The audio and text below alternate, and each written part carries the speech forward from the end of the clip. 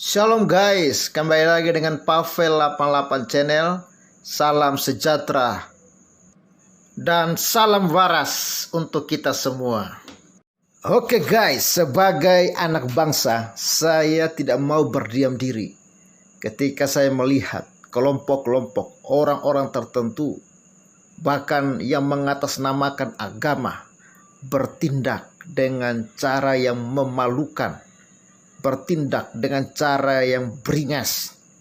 Bahkan mereka berjuang berusaha untuk menggulingkan pemerintahan yang sah dengan gerakan makar mereka. Namun puji Tuhan, semua gerakan-gerakan itu tidak ada yang berhasil. Saya percaya semua ini karena campur tangan Tuhan atas Indonesia. Saudara, langsung saja mari kita simak informasi berikut ini. Semoga ini memberikan kepada saudara informasi yang membuat saudara semakin waras dan mengenal penjahat-penjahat di bangsa ini.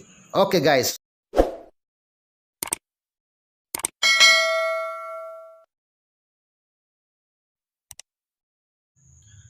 Skenario kudeta pemerintah sudah direncanakan lama hingga deklarasi kami dan penyerangan markas polisi di Ciracas.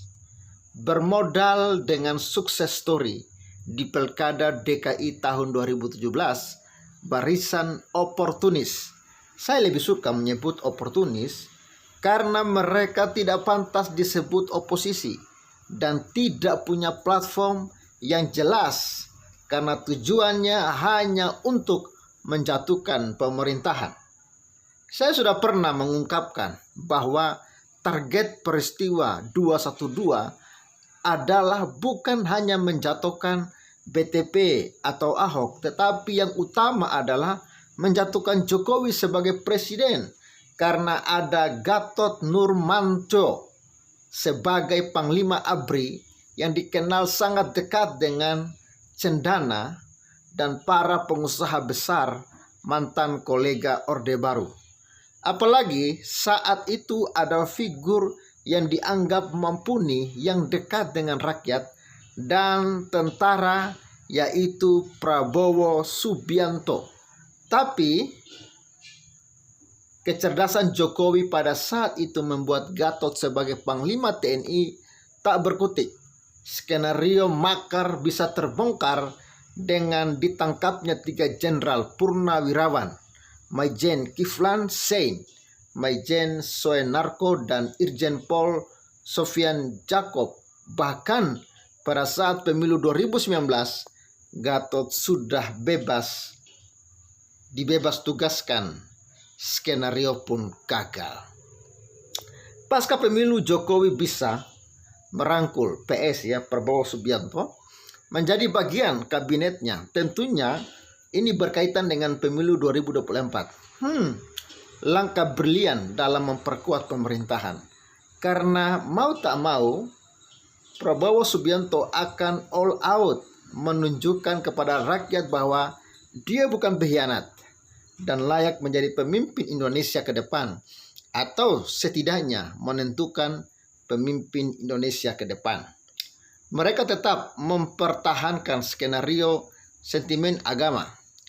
Ada satu peristiwa yang agak konyol ketika Habib Bahar Smith dibebaskan dan baru 1 hari dibebaskan, kembali menyerukan kebencian kepada pemerintah dan menjaga emosi umatnya, seolah-olah dia pemberani dan tak takut dipenjara, sambil berusaha merubah image atau pendapat orang bahwa dia ditahan bukan karena kriminal biasa, tetapi seolah-olah melawan pemerintah dan membela Islam. Padahal dia ditangkap karena memukul, kalau nggak salah, seorang bocah dikeroyok oleh mereka. Dan Bahar bin Smith ini mengambil peran seperti Ong Bek begitu Padahal kalau 181 bin Smith ini keep juga sebenarnya Tapi begitulah, sok jagoan, dan seolah-olah dia itu ditangkap karena melawan pemerintah, padahal dia ditangkap karena kejahatan memukul anak-anak di bawah umur. Ya, sangat memalukan bukan?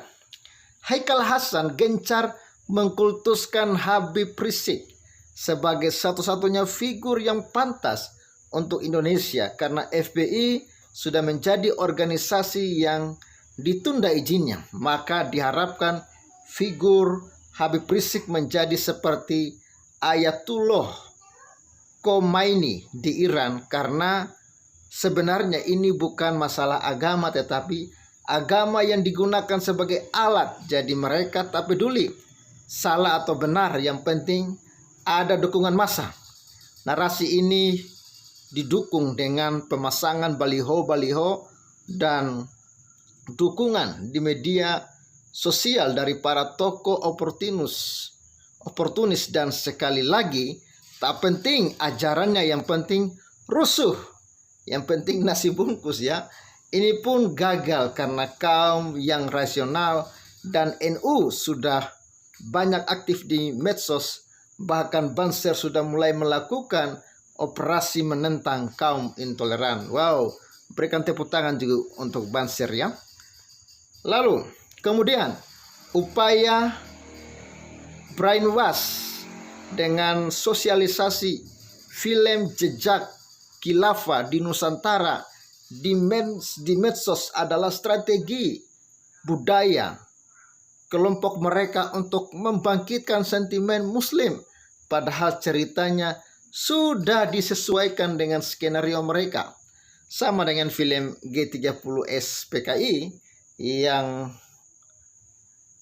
selama 17 tahun jadi film wajib ditonton, yang memframing Soeharto sebagai satu-satunya pahlawan, PKI sebagai pengkhianat, dan Soekarno lemah tak layak menjadi pemimpin. Ya, begitulah kira-kira. Pemutaran di rumah-rumah sudah disiapkan agar berkembang gerakan akar rumput. Ini adalah respon mereka karena jaringan kelompok ekstrim ya di birokrasi dan BUMN semakin tertekan. Tanpa disangka film JKDN tenggelam oleh fenomena film tilik, diikuti film-film pendek lainnya. Deklarasi kami adalah rangkaian berikut untuk membangun momentum politik. Momen ini gagal tercipta karena klarifikasi Dubes Palestina yang mengakibatkan rusak kredibilitas acara serta ketiadaan tanggapan signifikan dari publik dan elit politik pada saat bersamaan Presiden memberikan bintang jasa Mahaputra bagi sejumlah tokoh oposisi seperti Fadlizon dan Fahri Hamzah yang tentunya menghambat proses dukungan politik bagi deklarasi kami tersebut. Jokowi dilawan. Karena tak adanya dukungan secara politik dari partai oposisi mempengaruhi gagalnya deklarasi lanjutan di daerah-daerah. Investor baik dari dalam atau luar negeri menganggap gerakan ini ilegal. Saya tak perlu membahas kasus yang lain, termasuk sempat kaburnya Joko Chandra dibantu aparat kepolisian dan penegak hukum. Itu semua sudah menjadi bagian skenario yang matang untuk membuat image pemerintah tak mampu dalam penegakan hukum. Beruntung Presiden mempunyai seorang Kapolri yang loyal. Yang terakhir adalah penyerangan kantor polisi Ciracas oleh sejumlah oknum TNI. Tentunya ini adalah pengorganisasian dengan harapan aksi balasan dari Brimob Kelapa II.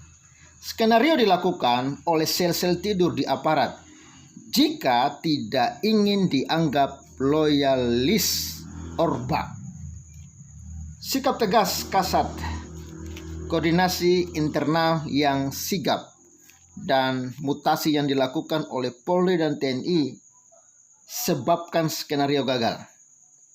Salut untuk Pak Andika Perkasa dan Pak Idam Aziz. Dalam kondisi COVID-19 di mana seluruh dunia mengalami krisis, persepsi kegagalan ekonomi pemerintah terus diupayakan. Pemda yang jadi basis kelompok ekstrim mensabotase program-program nasional. Siap-siap menghadap KPK, TNI, dan Polri setelah masa kebebasan penghujat dan usaha penggulingan pemerintah. Akhir kata, selamat tinggal kadrun, berhayalah sampai gila. Ditulis oleh Tito Gatsu dan diposting oleh halaman Facebook Kata Kita. Oke, terima kasih sudah menyaksikan video ini. Kenali para penjahat-penjahat yang ingin merusak negeri ini. Doakan supaya mereka bertobat. Sebagai anak Tuhan, doakan supaya pemerintahan Jokowi diberkati dan bisa membawa kesejahteraan bagi bangsa Indonesia. Tuhan Yesus memberkati. Shalom, salam waras.